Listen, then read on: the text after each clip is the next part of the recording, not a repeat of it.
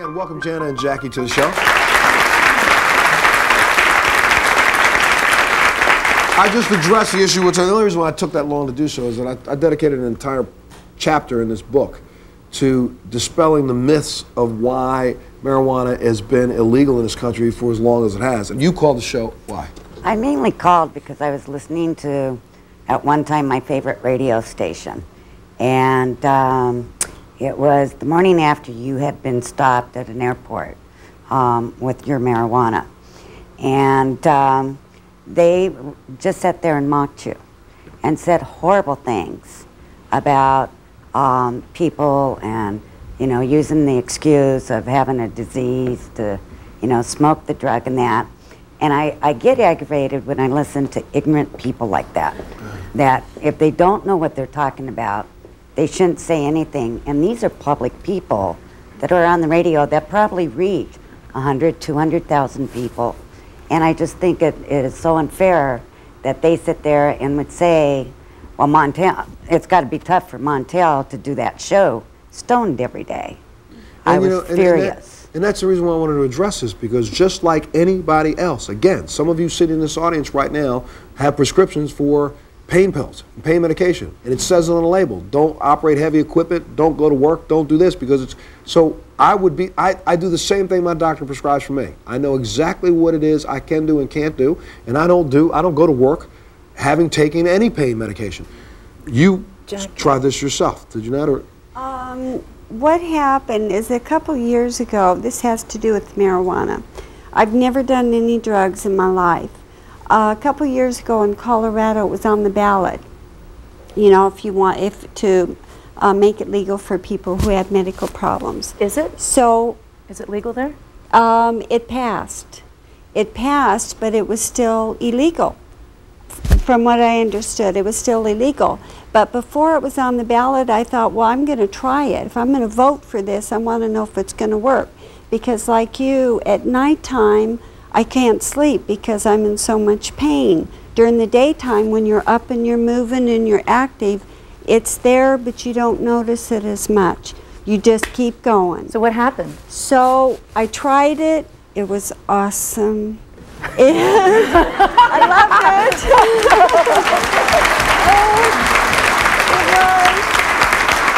What exactly took place? What exactly took place? Well, I took a couple drags. They call it hits, I guess. And I could just feel it go through my legs, and I'd sleep through the night. This, for some of us, provides relief, but it doesn't for all of us.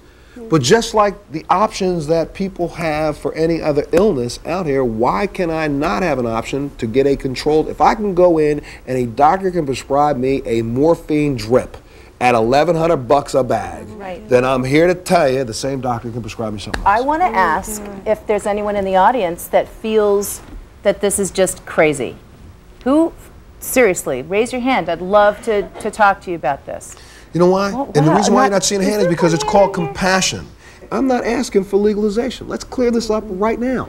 I'm asking that the federal government change it from Schedule 1 to Schedule 2. That's all I'm asking. Schedule 1 is a drug. It states in the drug manuals, it says highly addictive, has no purpose whatsoever. The drugs that are in that category, PCP, heroin, and marijuana. Now, excuse me. Below that, we have cocaine, we have Percocets, barbiturates, all those other drugs are there. A doctor can prescribe those. Morphine, he can prescribe that to me. Something's wrong in Denmark. You know what I mean? It sounds like it, totally sounds like it. So, yes. Well, please welcome the director of the ACLU Drug Policy Litigation Project, Mr. Graham Boyd. Welcome into the show, Graham. You've done a lot of work with this. As a matter of fact, you were even involved with what the Supreme Court just recently stated. And this is the Supreme Court of the United States who stated unequivocally that doctors who prescribe marijuana cannot be penalized or gone after. So the Supreme Court tacitly agrees with the fact that doctors should have the right to prescribe this drug. What happened to the rest of the federal government? I'm sorry. We've got a war on drugs going on now, and I think we should have one. But sometimes when you're at war, you lose sight of perspective, and I think that when the war on drugs becomes a war on patients, a war on you, that's where we get into trouble. And you know, most people know what's the right thing here. The polls that have been done, 70% and up of people say that a patient like you should not be put in jail. You should get your medicine. And we're just trying to catch up with that. 9 states have already passed these laws. For people who want to pass the laws in the rest of America, the day this show airs, if you go to aclu.org, we're going to have a way for you to get in touch with Congress. And this is also very important. This is a very important point. Then wait, why do we want to withhold medication for people who need it? Montel, Sure. And the other thing I really want to urge people to do, if you're sitting at home watching this and you do suffer from MS, cancer, AIDS, any of the conditions, and you use marijuana successfully, get in touch with us, because you need to be in front of a legislature. You need to let your story be known, because there are a lot of people out there. There are a lot of people out there just like you, and the only reason these laws aren't changing is because not enough people are standing up, and especially the patients. Those stories are compelling, and we got to tell them. About filleting. We'll be right back, Montel. We'll be right back, everybody.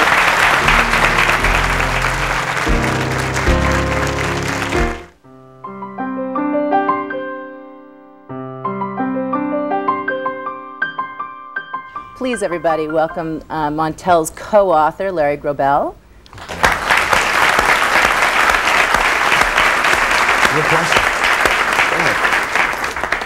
Larry? Yes. How was it working with Monsieur Williams? Well, it was a unique experience in my life, and Montel was totally dedicated to this. So was I. I got more and more involved with him. I found, like, what surprised me. I was going to ask you, what was the most surprising there was a lot of, Montel? Montel's low self-esteem was surprising to me, only because this is a man who took dumbbells onto to his 3 submarines when he was in the Navy and worked out next to a nuclear reactor. In a sense, he's a very proud man, and he's a very athletic and very self-assured man, as you know from the show. And yet, as we talk, I didn't expect the depth of it and the honesty of it as well. I think, I mean, it was a very moving experience for me to get involved in this book, but within a very short period of time, I think I went from being a professional writer with him to being a very close and dear friend of his that I think is kind of a lifelong friendship, and I think I was very touched by that. There's also another friend of yours here, Mark Barendess. Well, you know, let's welcome Mark Barendess as well. And I should say, Mark and I have been on this journey together pretty much for the last 4 years. Mark also has MS, and we work together with the Montel Williams MS Foundation, but you're working with Larry King Cardiac Foundation. Man's working with a lot of people with it, and it's all about putting himself aside to go after the objective and get that brass ring. And for us, the brass ring is a cure. He wanted to say something today. Yes. I do want to say something to you, Montel, because, you know, I consider you to be a very dear friend, and I would always tell you the truth, and I want to tell you the truth now. You're 100% wrong when you say that you're not courageous and that you don't have courage. Because, let me tell you, everything you wrote in that book, I felt. And now that you're telling this story, it validates me, it validates my feelings, and it validates anyone that's suffered from this terrible disease. We look healthy. We still have pain. We still have the feelings that hurt us. And you are the bravest person I've ever met. Are you hearing this? Are you hearing? How does that make you feel, Montel? You know, it's taken me a while over the last, since the beginning of this book, to actually stop for a second and realize, you know, there's nothing really wrong with telling the truth. And that's what it's about for me in this book, is to try to tell the truth. You know, I appreciate the fact that people look at me and they revere me and they think one thing. But I'm not afraid of the fact that people who have looked at me for this long, Get to know they're you. going to still accept me for who I am. Because that's the only reason why you've been watching me this long anyway. Because you get me. So. All right, we'll be right back, right after this break.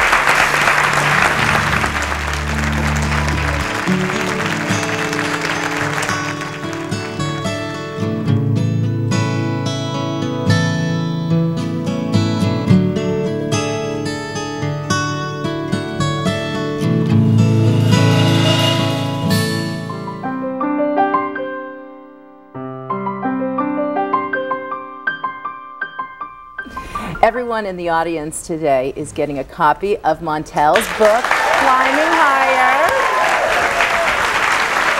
And You know, it's in bookstores everywhere, so you can grab one. And I wanted to make sure everybody understands that in the back of this book, which is something that's very different for a book of this nature, is that I was able to, and fortunately, Dr. Kaplan, I have to say to you publicly, thank you so much for doing this. Dr. Kaplan,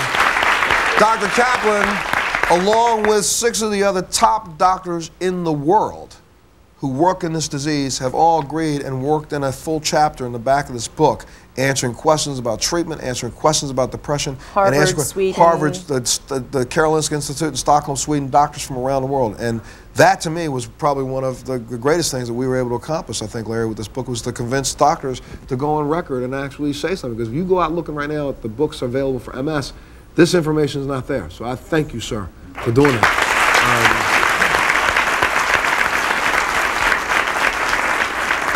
Here, well, I think we're out of time.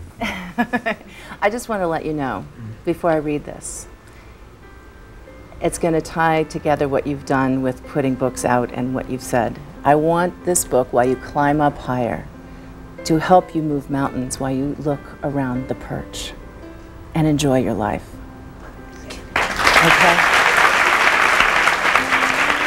Mountain, get out of my way. You don't have to do that anymore. You can just keep on saying the truth, your own truth, and be happy with that. So, and continue being courageous, Montel. Continue being that way. All right. Until there's a cure for MS, I'll just keep sticking my face out there, reminding people that all may not be well, but that isn't going to stop me. I'm still going to pump iron. I'm still going to race my son on a razor scooter. I'm still going to dance with my daughters, hopefully at their weddings. And I'm never going to stop strapping on my snowboard and go gliding down those snow-covered mountains. That's it.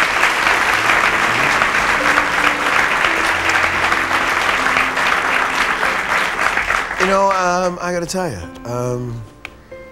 I said earlier that one of the hardest things I've done in life was to do the first MS show that I did. And to be honest with you, this has been the hardest thing that I've ever done in my life, right here, sitting with you people. So I want to thank you guys because you've made it a little bit easier.